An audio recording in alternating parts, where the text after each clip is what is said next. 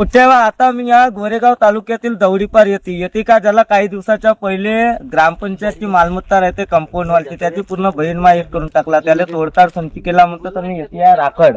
आता हे दौडीपारचे पोट्टे आहेत आमच्यासोबत त्याला विचारून का झाला भाऊ येते. आपला हा गावचा जो हा ग्राउंड आहे तिथं आम्ही आमच्यासारखं मुलं आम्ही दर दिवशी इथं क्रिकेट खेळतो. तर काय आहे, जे बाजूला जे राखड ठेवलेली आहे यामुळे आम्हाला सगळ्यांना त्रास होते. कारण काय जसा हवा आला त्या हव्याच्या माध्यमातून आमच्या डोळ्यामध्ये हे डस्ट जाते. नंतर हे वायर वगैरे ठेवलेले आहेत असे ओपन, जर कोणी इथं बॉलिंग घ्यायला आला तिथं शॉक लागून त्याला काही होऊ शकते. नंतर हे जेवढे उद्ध्वस्तपणा केली आहे हे आपल्या गावच्या ग्रामपंचायतनं काहीतरी याच्यावर ऍक्शन घेतल्या पाहिजे, नाहीतर आपण काहीतरी करू. नंतर हे मॅटर सामोर जाऊ शकते, याच्यासाठी काहीतरी कारवाई केली पाहिजे. तर काय सांगशील भाऊ अजून येते का चोरी होते म्हणतात बाबा.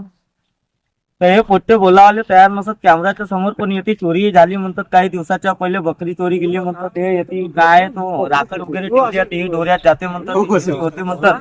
ते याच्या सरपंचनं लक्ष देवाले पाहिजे कारण की गावचा सरपंच मोठा माणूस राहते. आता कोणाची लापरवाही आहे तुम्ही कमेंट मध्ये सांगा.